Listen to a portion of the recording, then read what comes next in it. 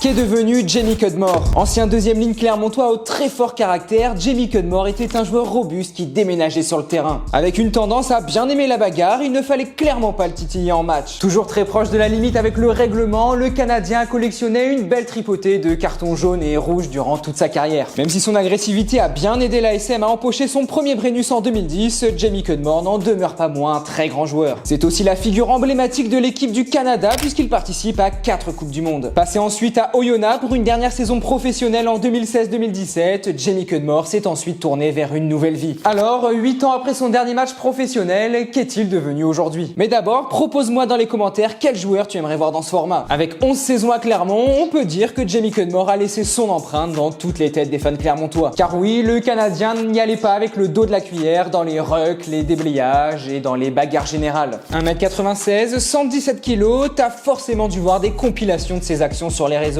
Avant d'arriver dans le monde du rugby à 24 ans, Cudmore a grandi au pied des montagnes canadiennes où il était bûcheron. C'est d'ailleurs pour ça qu'il fut surnommé le bûcheron quelques années plus tard. Encore inconnu en Europe, il se fait un nom sur le continent américain où il est membre de l'équipe canadienne junior de descente en ski alpin. Et après avoir découpé les bûches au Canada, il se tourne finalement vers le rugby qu'il a découvert grâce aux cassettes du tournoi des 5 nations de son père. Jamie Cudmore débarque en 2002 au Pays de Galles où il signe chez les Scarlets. Puis il rejoint la France dans le club de Grenoble. Les Clermontois flaire le bon coup et le recrute un an plus tard pour son côté athlétique. Mais ce qu'ils ne savent pas encore, c'est qu'ils viennent de signer un joueur qui deviendra un des plus emblématiques du club. 110, c'est le nombre de jours de suspension que récolte Jamie Cudmore au cours de la saison 2010-2011 pour, disons, excès d'engagement. Vern Cotter, l'entraîneur de l'époque, lui recommande même de se faire suivre par un psy pour le canaliser. Et ça marche puisqu'au fil des saisons, Jamie Cudmore apprend à maîtriser son corps et son physique impressionnant pour en faire une qualité. Les années défilent et les Jaunards jouent les avant-postes en participant à de nombreuses finales européennes et nationales. Ils remportent dans un premier temps le Challenge européen en 2007 et après 3 finales perdues d'affilée en top 14, ils soulèvent enfin leur premier Brennus en 2010. Après 216 matchs à l'ASM, direction la montagne pour Jamie Cudmore pour sa dernière saison professionnelle à Oyonnax. Le club évolue en Pro D2 et Jamie Cudmore a un seul objectif, ramener le club du haut budget dans l'élite. Mission accomplie puisque l'équipe termine championne de Pro D2 en 2017. Et à 39 ans, Cudmore ne dit pas au revoir au club puisqu'il devient le responsable de la conquête. Il quitte Oyonnax seulement quelques mois plus tard pour cause de désaccords avec l'entraîneur de l'époque et rebondit à Provence Rugby en tant que manager. En parallèle de ses activités, Jamie Cudmore se plie à la coutume locale et développe, comme beaucoup d'autres joueurs de rugby, ses propres cuvées de vin. Propriétaire d'un vignoble non loin de Clermont-Ferrand, est-ce que tu sais comment il a appelé ses cuvées? Eh bien, elle s'appelle Sin Bean, ce qui veut dire exclu temporairement. Son vin blanc c'est Yellow Card et son vin rouge Red Card. Oui, il a beaucoup d'humour ou alors une très bonne stratégie marketing. Après 4 nouvelles saisons passées auprès des équipes de rugby du Canada, il revient en France en janvier 2025 au Stade Niçois en tant que consultant, entraîneur en charge de la défense. L'équipe joue actuellement au Pro D2 et Jamie Cudmore fera tout son possible pour maintenir les Maralpins en seconde division. Bon, maintenant espérons que ces joueurs resteront dans la limite de l'acceptable quand il s'agira de défendre. Enfin bref, le bad boy continue de se régaler sur les pelouses françaises. Et toi, que retiens-tu de la carrière de Jamie Cudmore? Dis-le moi dans les commentaires. Si cette vidéo t'a plu, n'oublie pas de t'abonner à Cop Rugby.